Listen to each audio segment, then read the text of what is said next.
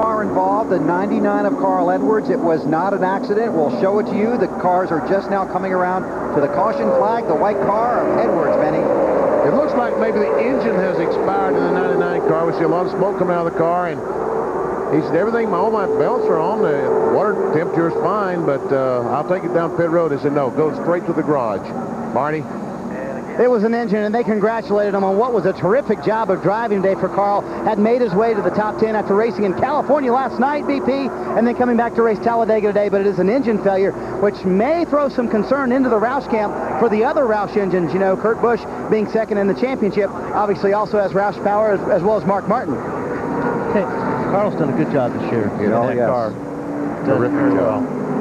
Carl Edwards was 10th last night in the truck race at Fontana. Take a look at the unofficial results from last night in the NASCAR Craftsman Truck Series. Todd Bodine got the win, VP. Congratulations to Don Arnold. He's been around this sport for a couple of years. He gets him a victory in the truck series. Attaboy, Don. Bobby Hamilton continues to lead the championship standings, followed by Dennis Setzer. There's Carl Edwards, third in the standings, 148 back with 5 to go. This is a pretty close race there. Yep. This is the last off weekend for the NASCAR Busch Series. They're back on the track next week at Kansas City.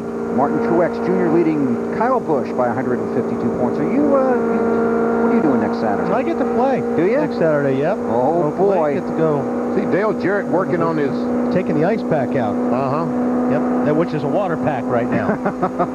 Water bottle. You stood out the window. You see, he held the steering wheel with his knee. He brought his knee up against the bottom of the steering wheel and held it in place while he took the ice pack out. Okay, pit boys, get ready, because a lot of guys are coming your way.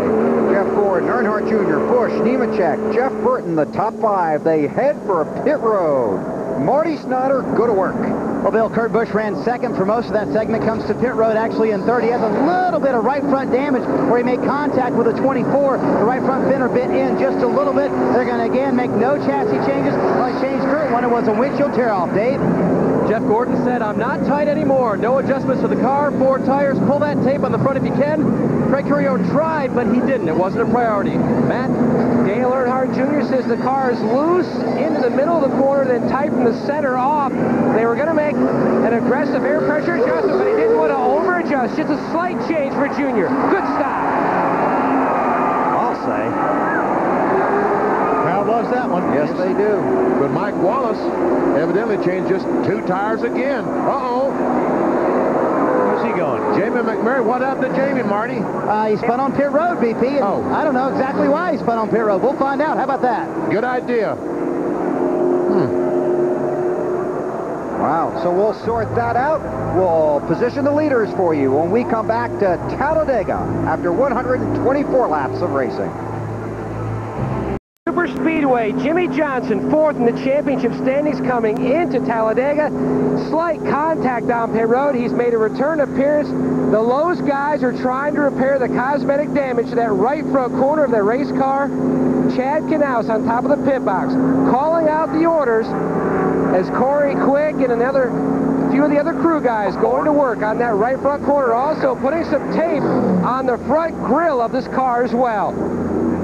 Go, go, go. We're going to find out if that's just cosmetic or if there's suspension damage there. Let's take a look at it. Well, he's going to bump the 9. He's going to leave, and he's going to drive in the side of the 9, and that looks cosmetic to me. Okay? Yeah, I don't think that's going to hurt too much. On board with Jimmy. Ready? Go, go, go. Go, go. And you know what?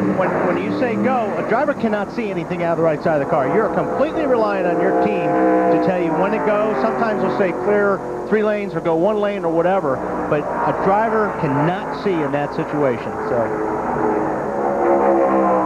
now, there's Jamie McMurray successfully finding his pit stall. What's the story down there, guys?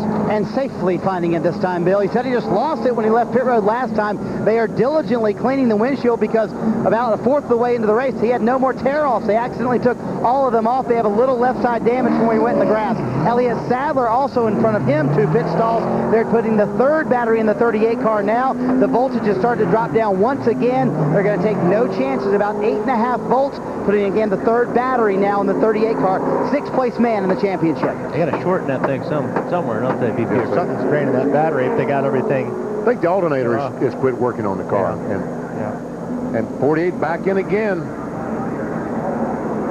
They'll continue to work on that car. We will update the Jimmy Johnson situation. Mike Wallace is scored as the leader at Talladega.